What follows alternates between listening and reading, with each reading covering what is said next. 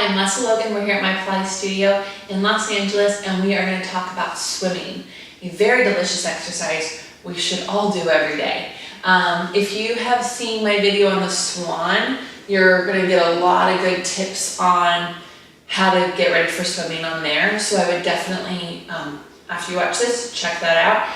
There are preps for swimming if you can't do the full swimming. If you've got back stuff, you can always do just the top half of swimming, especially if you have back stuff, because most of us spend our time so rounded forward. Swimming really does help us open up our chest, strengthen our back so that our postural muscles help us stay tall and have good posture without us thinking about it.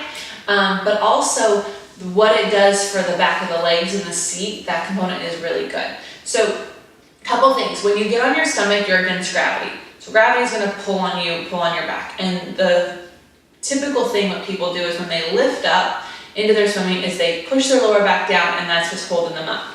I really want this to be the longest extension you can give me, so you're not going to probably be as high as you think you should be. Okay? So you'll have your arms long in front of you and your legs long behind you. And you want to reach your lower back long already. So for me, I actually feel my low abs are pulling in and up, and they're not pushing down into the mat. You can see the difference there. So if I pull my abs into my spine and keep my lower back long, that's what it looks like. But if I let them go and push them down, that's what it looks like. I'm kind of sticking my butt out. So arms are long in front of you. If you've never swam before, I would just start with keeping your lower back long and lifting one arm and one leg up, and then setting them down, and then the other arm and leg up, and setting them down. When you lift the leg, a lot of people turn them out. It's gonna feel pigeon-toed to you, but try to spin your inner thighs up. And the reason for that is you wanna have a lot of space in your sacrum, and you wanna use the whole back of the leg, not just the glute, the abductors. That's gonna pinch your sacrum. So if you have lower back stuff, the more you can parallel your legs or spin them up and even separate them is good.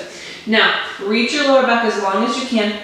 For the full swimming, you would lift everything up, and your heart is going as far forward as you can, and you swim. And it's kind of to the rhythm of the 100. Inhale for 5, 4, 3, 2, 1. Exhale for 5, 4, 3, 2, 1. And then you would reach as long as you can, lower everything down, and you can sit back into a child's pose. So 2 cycles, maybe 3 cycles of breathing is enough.